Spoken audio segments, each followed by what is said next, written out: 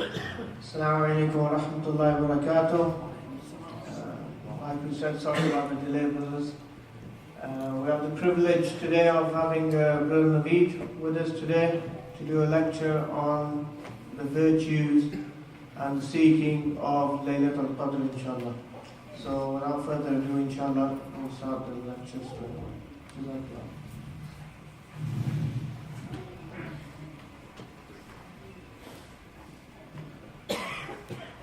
بسم الله الرحمن الرحيم والحمد لله رب العالمين والعاقبة للمتقين أشهد أن لا إله إلا الله وحده لا شريك له وأشهد أن محمدا عبده ورسوله صلى الله عليه وعلى آله وأصحابه أجمعين ومن تبعهم بإحسان إلى يوم الدين أما بعد. In the name of Allah, the most merciful, the one who bestows mercy. Indeed, all praise is due to Allah, the Lord of the worlds. And may peace and blessings be upon our beloved Prophet Muhammad sallallahu alayhi wasallam, upon his family, companions, and all those who follow the guidance of the Prophet sallallahu alayhi wasallam until Yawm al-Qiyamah. Imam al-Hasan al-Basri, rahimahullah, he was from the Imams of the Tabi'een, meaning the first generation of the Muslims after the Sahaba. He said a famous phrase. He said, Yabna Adam, O son of Adam, innama anta ayyam. O son of Adam, meaning O human being, innama anta ayyam, you are only days. You as a human being, your life, your existence, it is only days. This is all that you are. فَإِذَا ذَهَبَ يَوْمُكَ ذَهَبَ بَعْضُكَ. So if a day of yours passes by, then it's as if a part of your body has passed by. Yabna Adam, O son of Adam, innama anta ayyam. You, your physical being, is the only days. It's like, for example, saying that when yesterday went by, then a small part of this finger of ours died. And then today is now passing, another small part. And then if tomorrow comes and passes, then another part of your body. And like this, up until a person dies, then you are gradually decreasing. Every day, a day of yours passes by, then a small part of your existence, it passes by. He also said, rahimahullah, Yabna Adam, O son of Adam, innaka biyawmika wa laysa bighadika. That you are according to your today. You are not according to your tomorrow. The days are three. Al-ayamu thalath. The days are three. That which has passed by, it's gone. It's finished. So that which was yesterday. And that which is tomorrow, you might reach it. And therefore, the only thing which remains is now. Anta biyawmika wa lasta bighadika. You are only according to your today, and you are not according to your tomorrow. He said, فَإِذَا أَدْرَكْتَ الْغَدْ. And then if you do reach tomorrow, then say to yourself once again, إِنَّكَ بِيَوْمِكَ وَلَسْتَ بِغَدِكَ. That you are only according to your today. You are not according to your tomorrow. And the point behind this is, it teaches us the importance of now and today. For yesterday we make istighfar, but it has passed. For tomorrow, it's a probability. It's a probability. Perhaps we will reach it, perhaps we will not reach it. So therefore, the only certainty we have is these minutes which we're living now. In fact, even an hour from now is still a probability. But that which we have with certainty is right now. These minutes which we are living. And therefore, the aqil, the intelligent person, al-harisu ala nafsihi, the one who cares about himself, cares about his akhirah, he attaches importance to the minutes which he is living. Only today. And Allah subhanahu wa ta'ala in the Quran, we find over and over again the concept of the importance of time. Whenever Allah makes a qasam, whenever Allah takes an oath by something, or swears by something, He only takes an oath by something which is important. in the Quran, when Allah takes a qasam, when He makes a vow, when He swears by something, He swears by it, He takes a vow by it to show how important this thing is. And for this reason we find Allah takes an oath by the sky, وَالسَّمَاءِ ذَاتِ الْبُرُوجِ, the sky full of stars, because of how great the sky is. He takes an oath by the stars. He takes an oath over and over again. And one of the things He takes a number of oaths by is time. He said, وَالْعَصْرِ, by time. He said, وَالْفَجْرِ, by the morning period. I take a vow by the morning period. وَالضُّحَى, I take a vow by the duha, the early afternoon. وَاللَّيَالِ, takes an oath or a vow by the nights. So Allah subhanahu wa ta'ala in the Quran, He takes a qasam, and like we say, wallahi, by Allah, then Allah also makes a qasam by time. Wal asr, by time, innal insana fi khusr. Verily, all of mankind is in loss. Why did Allah, throughout the Quran, especially the 30th juz, why does He keep taking an oath by time? Wal asr, wal duha, wal fajr. Why? To show us the importance of time. And therefore, as I mentioned, the most important thing that a person possesses is today. In fact, the most precious thing a person has is his time. There is nothing more precious than time. Your wealth is not as important as your time. Your health is not as important as your time. Nothing else is important as your time. What is the benefit of having hundreds and thousands of pounds if you don't have time to enjoy it?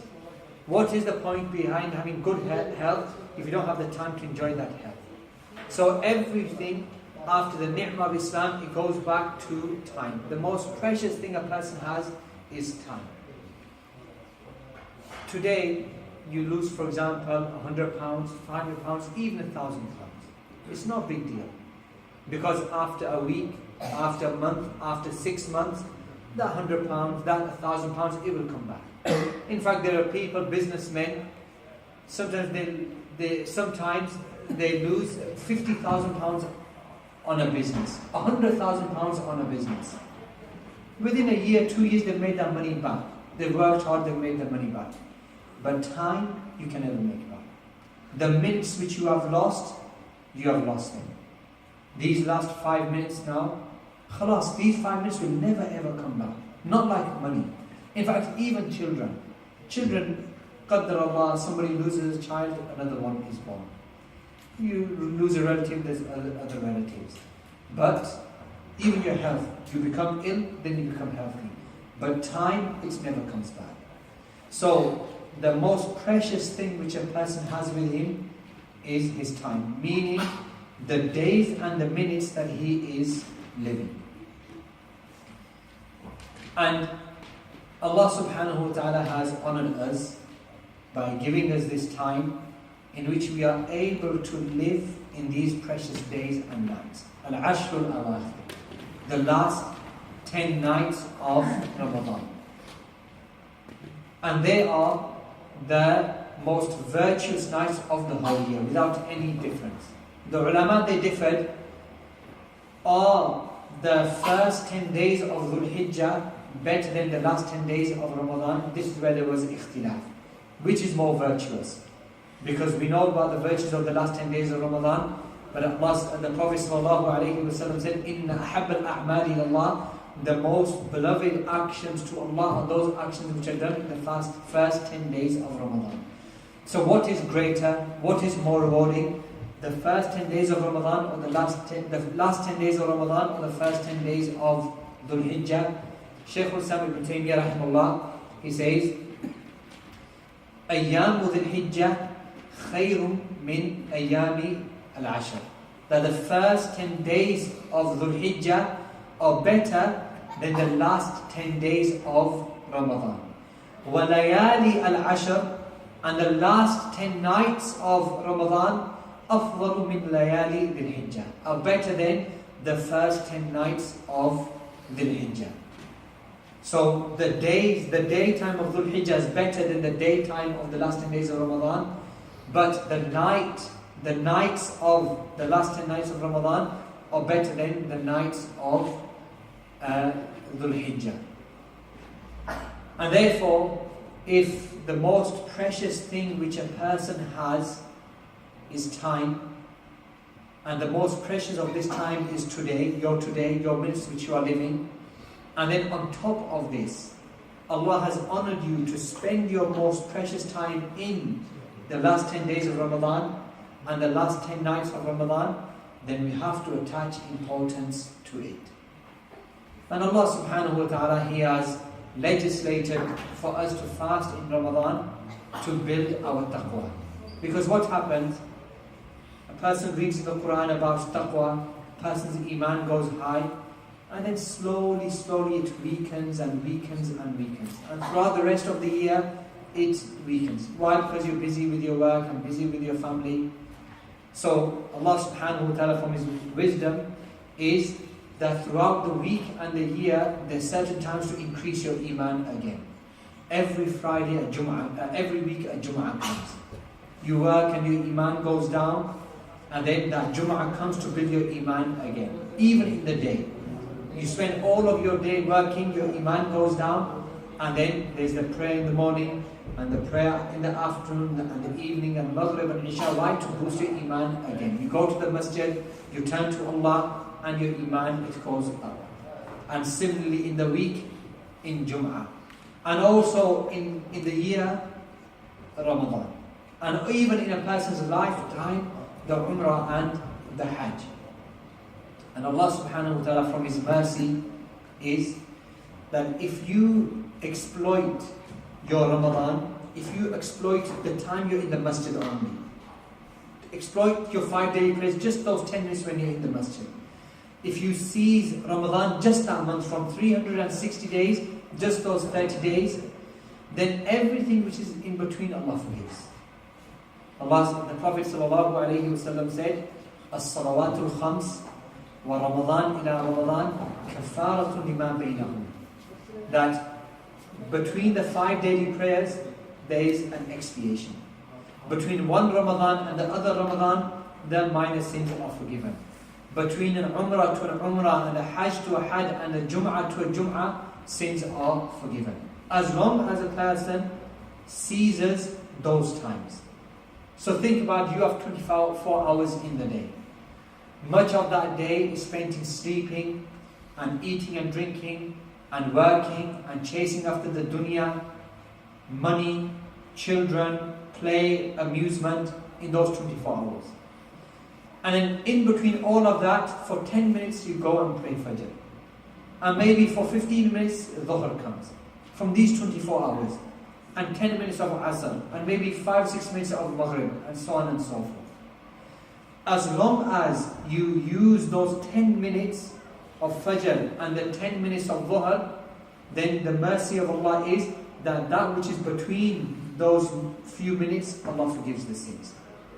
As-salawatul khams kafaratun lima baynahum. The 5 daily prayers, whatever is between the 5 daily prayers, as long as you fulfill those 10 minutes and those 10 minutes, that which is in the middle, Allah will expiate and forgive the sins.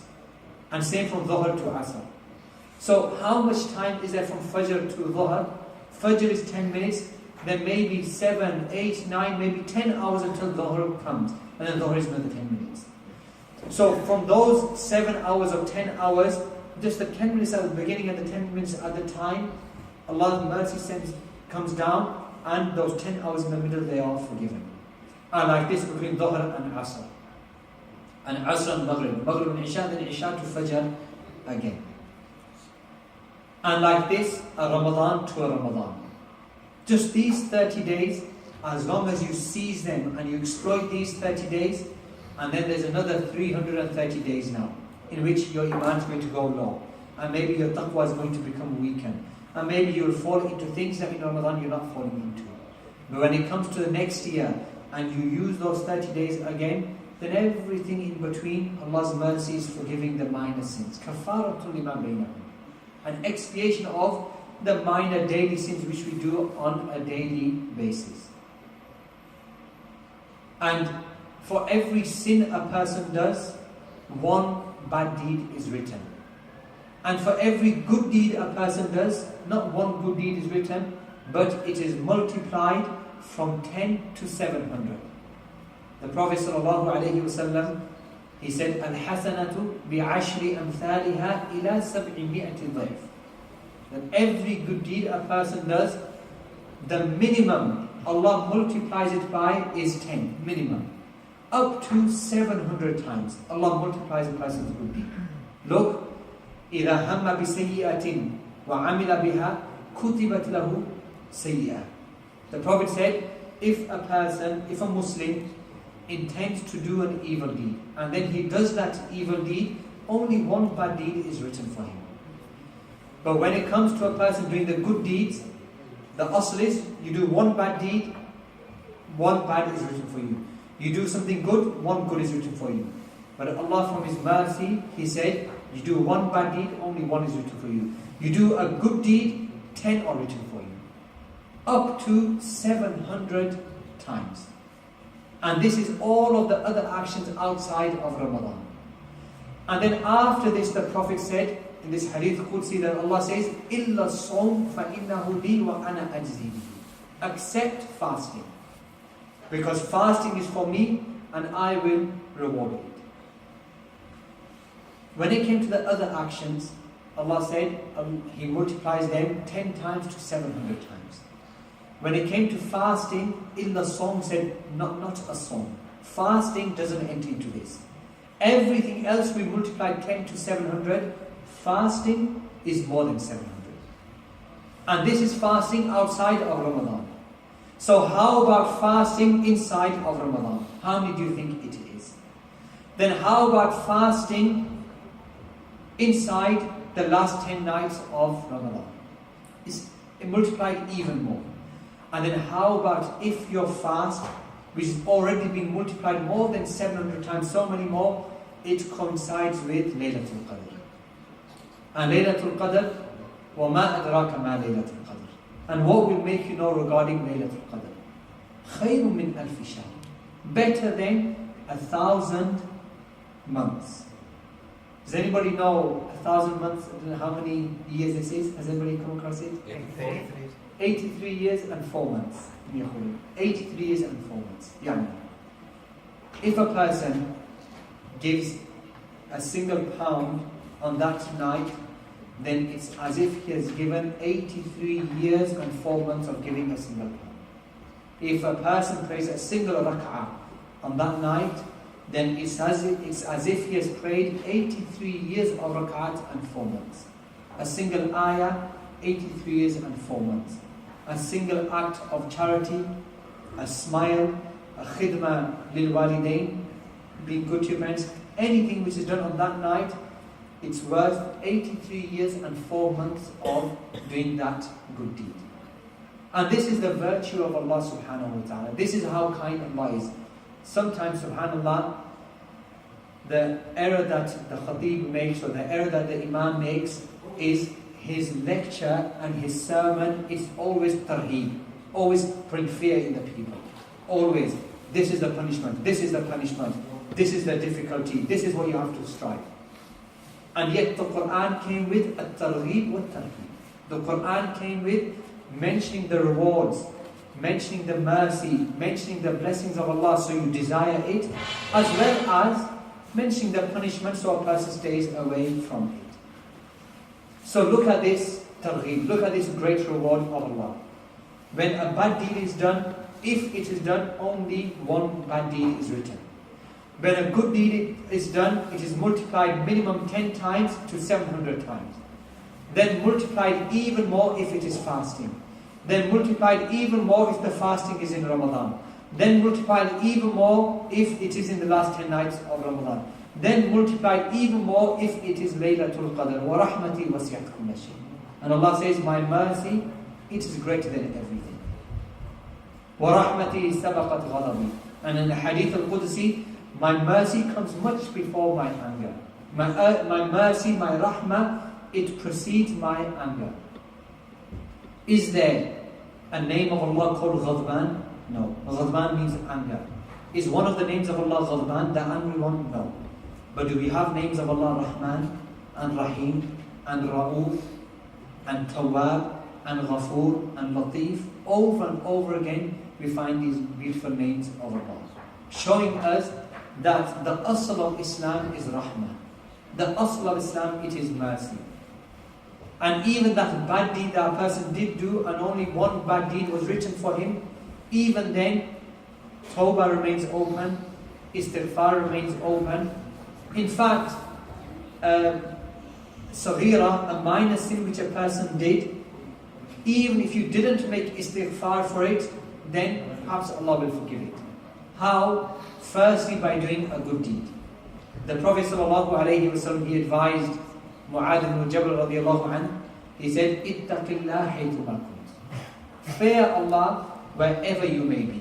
Wherever you are, in whichever place, whether you're alone or in public, always fear Allah. Be conscious of Allah. But sometimes, Allah knows, sometimes people, they fall short. Sometimes maybe in front of the people you have taqwa. When you're alone, maybe shaitan tempts you and you fall into something. So then the Prophet, he gave a way out. He said, وَأَتْبِعِ السَّيِّئَةَ الْحَسَنَةَ تَمْحُهَا. For if you do a bad deed, you were trying to have taqwa, you were trying to be conscious of Allah, but you fell into a bad deed. Then follow it up by doing a good deed, تَمْحُهَا. It will wipe it away, as if it never existed in the first place. وَخَالِقِ النَّاسِ بِخُلُقٍ حَسَنٍ. And deal with the people in a good way. So one of the ways in which your sins are forgiven is by doing good deeds. And this is something sometimes that we don't realize. One of the things that should cause us to do good deeds is that our sins are forgiven as well. So even if a person is sinning, don't stop doing those good deeds. You might be sinning, don't stop raising your hands to Allah subhanahu wa ta'ala. Don't stop praying that few pounds in the masjid, or praying those rak'at, or birr al-walidain. Yes, perhaps you are a sinner, but because of your birr al-walidain, because of your sadaqah, because of your fasting, those deeds are being wiped away and you do not realize. And even on top of that, whenever a Muslim goes through any difficulty in this dunya, then bad deeds are expiated, are forgiven. Al-Mu'min Aisha radiallahu anha, she said, a believer, he is not pricked by a shawka. You know the thorn or the prick, you know the rose, the small pricks. She said, whenever a believer is pricked by one of those thorns, إِلَّا رُفِعَتْ عَنْهُ خَطِيَّةٌ, except a sin is being removed from him. So imagine that's just a pricking of a thorn. How about if a person loses a child, and that hurt that he feels in losing a child? How many sins do you think are being forgiven and lifted? A person, may Allah protect us and the Muslims, goes through cancer. All of that pain for those days, weeks and months. How many sins do you think are being forgiven? When a person is ill, what is that dua that we make for that person? La bas tuhurun insha'Allah. Don't worry about your illness. It is tuhur, it is purification for you. Your sins are being forgiven. If your sin is forgiven because of a shawka, of a prick or a thorn, then your illness is kafara, kafara, kafara. If a person, subhanAllah, look at the Qadr of Allah, look at the decree of Allah. People go for Hajj, and I don't think there isn't a person when he returns for Hajj except that he is ill. Whoever returns from Hajj comes coughing, with a fever, with a flu. Why? Kafara. More sins are being forgiven. Hajj, your sins were forgiven. Even on the way back, because of your illness, perhaps Allah has decreed that through this illness, more sins are going to be forgiven. So we have to mention at-targhib wa-tarhib. We have to mention the reward of Allah, the beauty of Islam, the rahmah which Allah comes down with, as well as the punishments which are mentioned. Allah subhanahu wa ta'ala, He legislated Ramadan. Why? لَعَلَّكُمْ تَتَّقُونَ. So you may have at-taqwa. يَا أَيُّهَا الَّذِينَ آمَنُوا كُتِبَ عَلَيْكُمُ الصِّيَامُ كَمَا كُتِبَ عَلَى الَّذِينَ مِنْ قَبْلِكُمْ لَعَلَّكُمْ تَتَّقُونَ. O people of Iman, fasting was legislated upon you, just as it was legislated upon those who came before you, لَعَلَّكُمْ تَتَّقُونَ. So you may have at-taqwa. And if you remember from the last khutbah we gave, we mentioned the hadith of Hanbala radiallahu anhu. Can somebody remember what was those famous last two words that the Prophet mentioned in the hadith of Hanbala in last week's khutbah? Mentioned two words.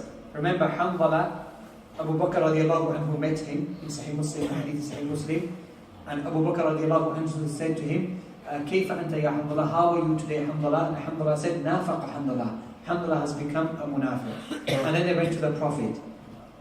And the Prophet said, كيف أنت? And he said, نافق حنظلة. The Prophet said, why? What's wrong? He said, لما نكون عندك, when we are with you, تذكرنا بالجنة والنار, and you remind us of the Jannah and the fire, حتى كأن رائعين. It's as if we can see it in front of us. Our iman is so high, our taqwa is so high, it's as if we can see the Jannah in front of us. And then when we leave you, وَذَهَبْنَا إِلَىٰ أَزْوَاجِنَا وَأَوْلَادِنَا مُضَيِّعَاتٍ, and then we go back to our wives, our children, our distractions, then فَنَسِينَ كَثِيرٍ, then we forget a lot. The Prophet ﷺ, he said, أَسَاعَ وَسَاعَ. He said an hour and an hour. Meaning, yes, there will be times when your iman goes down. There will be times when your taqwa goes down.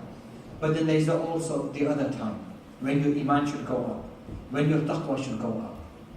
And these days which we are living in, the last 10 days of Ramadan, these are the days and the nights in which our iman is to go down. If a person does not feel a strength in iman and taqwa in these last 10 days, when there are only a few days left, do you think he's going to feel it in the other months? Now we're fasting, we're doing qiyam, i'tikaf, qira'atul Qur'an, dhikr, return to Allah, qunut, dua. If our iman does not go up now, if our taqwa does not go up now, do you think there's any opportunity outside of Ramadan? So a person cannot waste these days. In fact, you will have heard of the hadith of Abu Hurairah radiallahu anhu, that one day, Sa'id al-Nabi sallallahu alayhi wa sallam al-mimbar. One day the Prophet sallallahu alayhi wa sallam, he climbed the mimbar. And then randomly, he said, Ameen, Ameen, Ameen. Randomly, 3 times he said Ameen. Nothing else was heard. No dua, nothing. Just Ameen, Ameen, Ameen. The companions, they said, Ya Rasulullah, Sa'id al-mimbar, you climbed the mimbar, Qulta Ameen, you said Ameen 3 times. Why? Nothing was said, nobody made a dua. He said, Inna Jibreel atani. He said, verily, Jibreel alayhi salam, he came to me. And he made a dua. He said, Man adraka Ramadan, wa lam yughfar lahu, wa dakhala an-nar, ab'adahu Allah. He said, whoever reaches Ramadan, lives the days of Ramadan, and then his sins are not forgiven, and he ends up entering into the fire, may Allah cause him to be distanced, far away.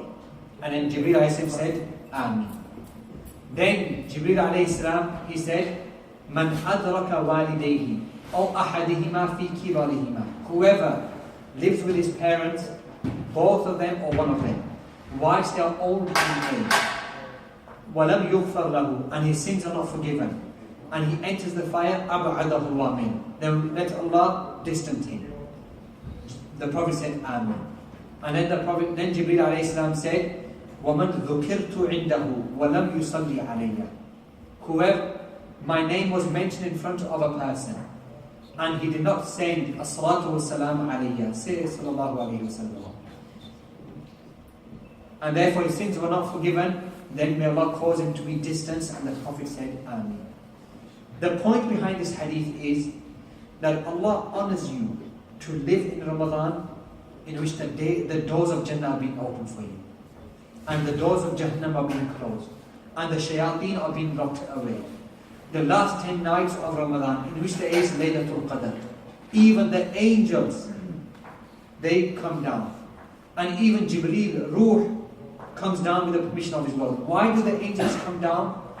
With the rahmah and the barakah and the khair which is coming from Allah. You live in these days, and yet you don't even put your hands up to Allah to make istighfar. You don't even make dua to Allah. Allahumma innaka afuwun kareemun tuhibbul afwa fa'fu anni. You don't bother to turn to Allah in this time. What is there left? May Allah cause you to be distant. You live with your parents, whilst they are old. And now this time where they're old, this is the time that if you help them and you make them happy and you serve them, your sins will be forgiven. Yet even these few days you don't bother to be good to them. And then the name of the Prophet sallallahu alaihi wasallam is mentioned. And all it requires from you is sallallahu alaihi wasallam. And you don't bother to even do this, so your sins are not forgiven. May Allah cause him to be distant. My brothers, what do you think about a dua which the best and most virtuous of the angels Jibreel alayhi salam makes? And the dua which the best of the messengers Muhammad sallallahu alayhi wasallam says Ameen. And the dua which is made in front of the best of mankind, i.e. as-sahaba al-kiram. Do you think this dua will be rejected? So, the point is that a person must seize the opportunity which he is in today. Leave yesterday, leave the 2/3 of the beginning of Ramadan, now these last few days of Ramadan, in which there is Laylatul Qadr. Laylatul Qadr, the ulama, they differed that why has Laylatul Qadr been called Laylatul Qadr?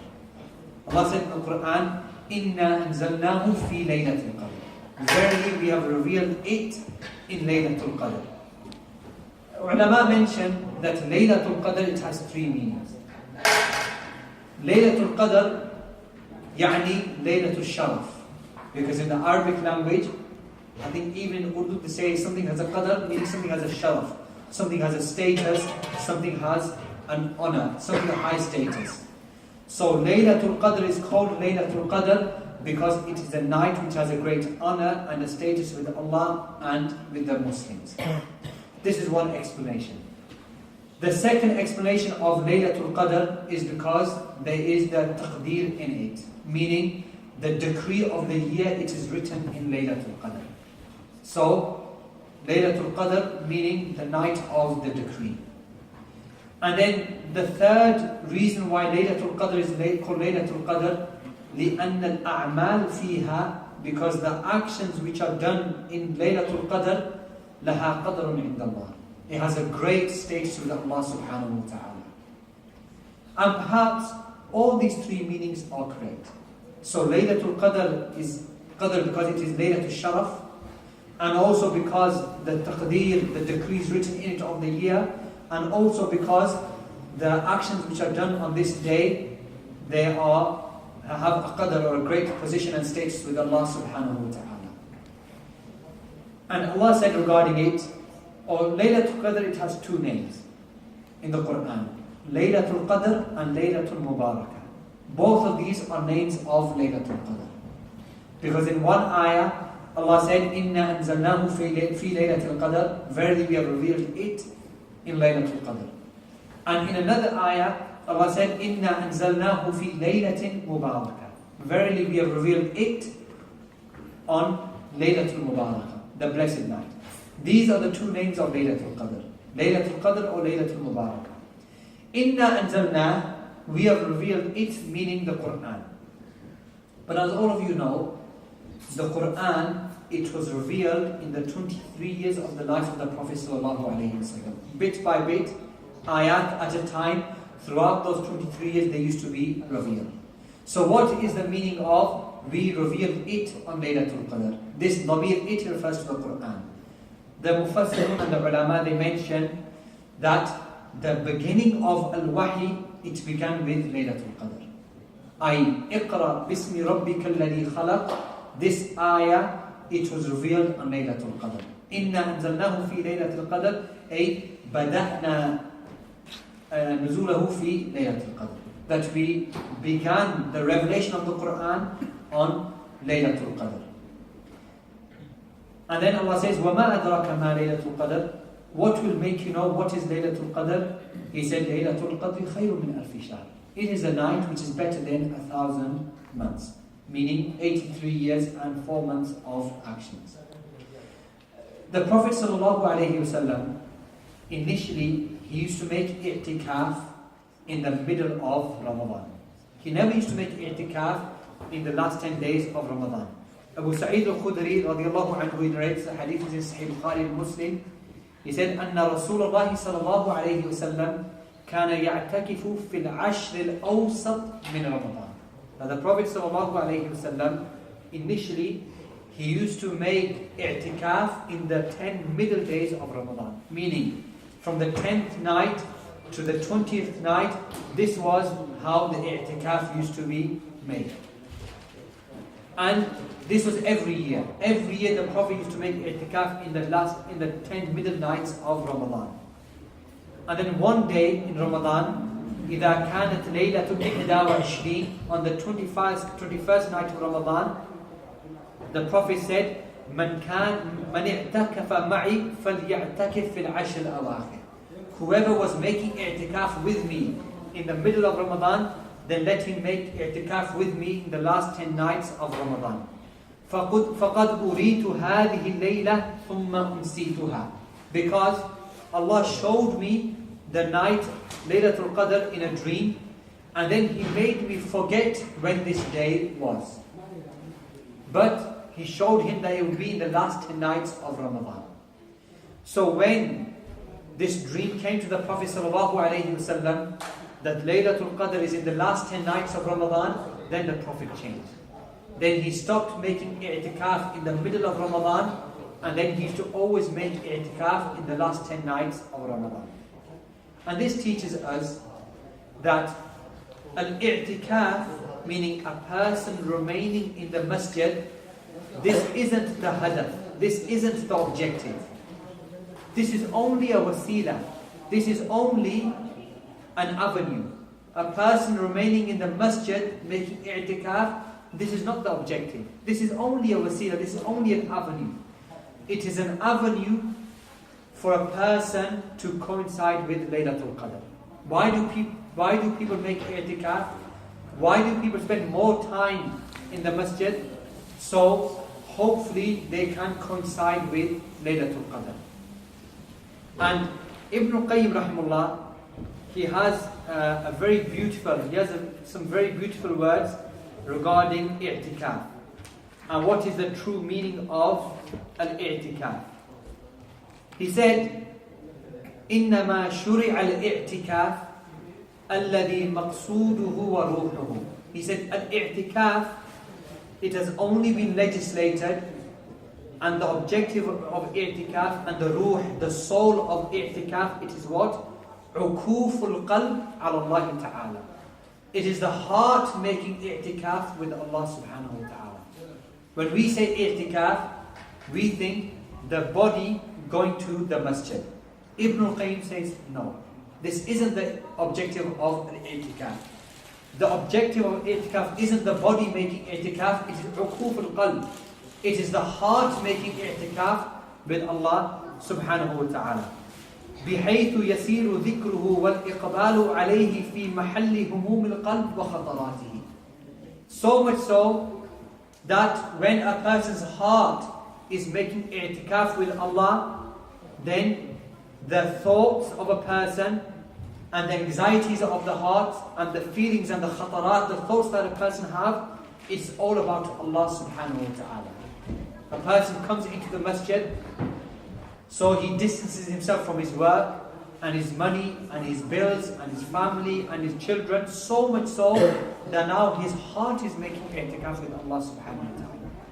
And when a person's heart makes i'tikaf with Allah, then his thoughts are about Allah, his anxieties are with Allah, the beats of his heart are with Allah subhanahu wa ta'ala. He says that a person, he focuses all of his heart with Allah. وَالْخُلْوَةُ بِهِ, and being alone with Allah, being in seclusion with Allah. وَالْإِنْقِطَاعُ عَنِ الْإِشْتِغَالِ بِالْخَلْقِ وَالْإِشْتِغَالُ بِهِ وَحْدَهُ. And a person frees himself from the distractions of creation, so he can free himself to be distracted by Allah subhanahu wa ta'ala. A person, when he's making i'tikaf, he frees himself from the distractions of the people, so he can free himself with the occupation of Allah subhanahu wa ta'ala. And this is al-i'tikaf. And this i'tikaf, it is done in the last 10 days of Ramadan. This is when it is more recommended. The ulama mention that Laylatul Qadr, it can have certain indicators. Various ahadith mention the indicators of Laylatul Qadr. The first of these indicators is طمأنينة القلب وانشراح الصدر. That a person naturally on this night, he feels in his heart a tranquility. And he feels very he feels comfortable in his chest. He feels very comfortable. Shaykh ibn Uthaymeen mentioned this. Also, from the indicators of Laylatul Qadr is قوة الإضاءة والنور في تلك الليلة. That on that night, a person may see a light, and a strong light. Meaning when the dawn breaks, it's like a strong dawn which is breaking, very clear night. Also, a riyah as-sakina, that the weather is very calm and the winds are very beautiful. Not heavy winds, rather very nice, beautiful wind that a person may feel. Also, from the indicators that Shaykh ibn Uthaymeen mentioned is that a person on that night will find more of a delight in ibadah than the other nights. For some reason, on that night, ibadah is easy for him. And there is a sweetness to this ibadah. And there is a sweetness to this qiyam. And also, the fifth indicator, that the sun is very clear and bright. And the sixth indicator, perhaps, the people of taqwa, the people of ikhlas, they will see a dream. This is also mentioned. Because in some of the hadith, it is mentioned that the Sahaba alayhim ridwanullah, some of them, they saw a dream. In the hadith of Abdullah ibn Umar radiallahu anhuma, أن رجالا من أصحاب النبي أروا ليلة القدر في المنام في السبع الأواخر. That some of the companions of the Prophet sallallahu alaihi wasallam, they saw in their dream Laylatul Qadr being in the 7 last nights of Ramadan. And a few of them saw this. And then the Prophet sallallahu alaihi wasallam, he said, أَرَى رُؤْيَاكُمْ قَدْ تَوَاطَأَتْ فِي السَّبْعِ الْأَوَاخِرِ. He said, I have seen that all of your dreams, they are coinciding. All of you are having the same dreams. That Laylatul Qadr, it is in the last 7 nights of Ramadan.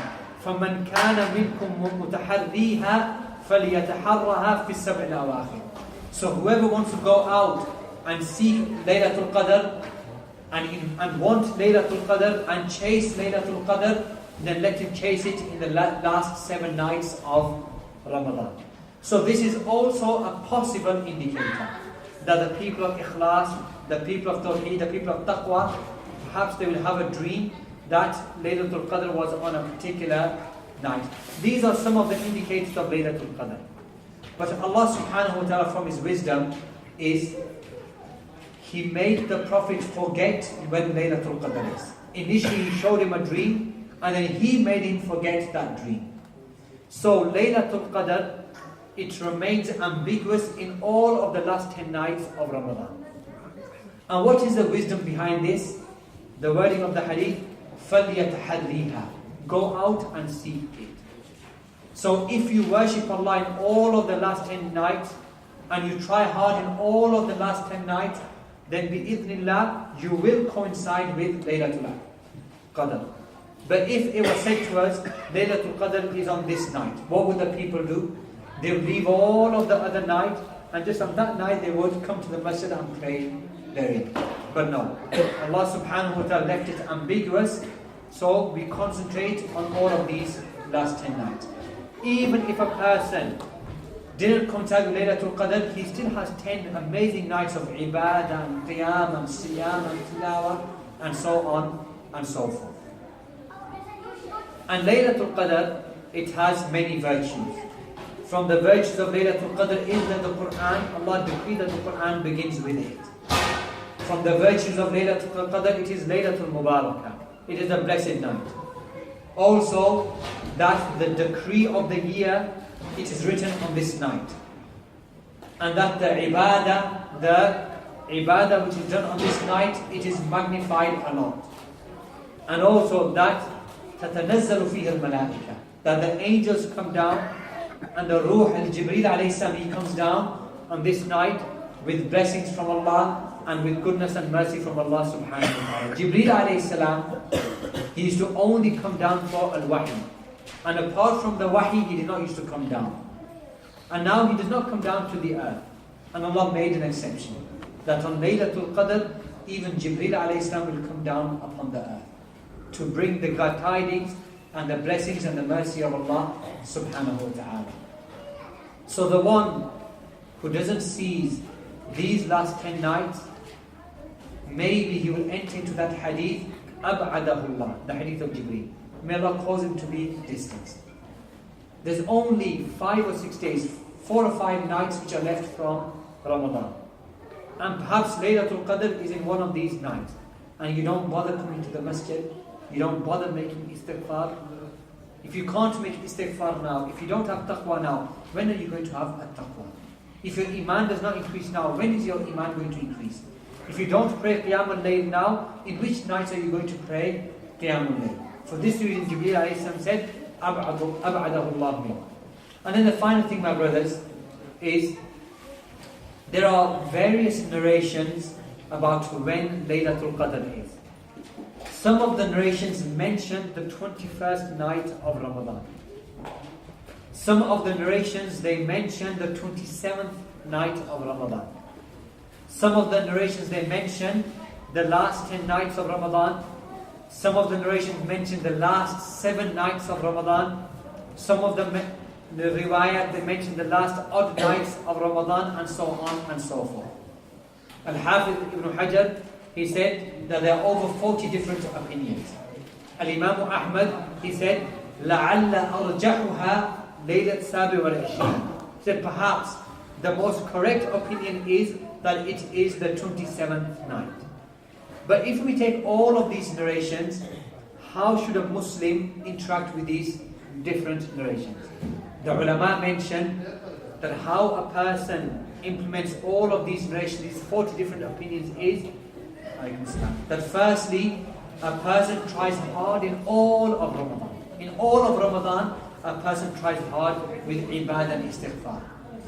And then when the last 10 nights come, he tries even harder.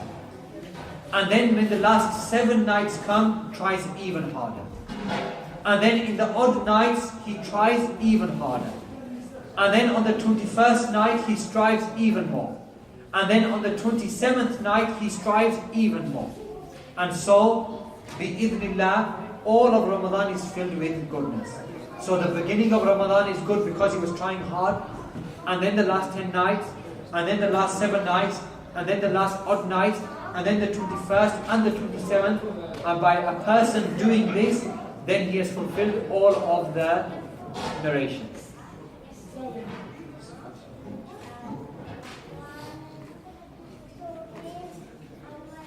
We'll suffice with that, inshallah. There's time for istighfar, dua, dhikr, Quran. If there's any questions that anybody has specifically about the topic, for the next 2 or 3 minutes, you're welcome to ask your questions, inshallah. I think everybody's hungry. No questions. I think it mentioned in Surah Al-Qadr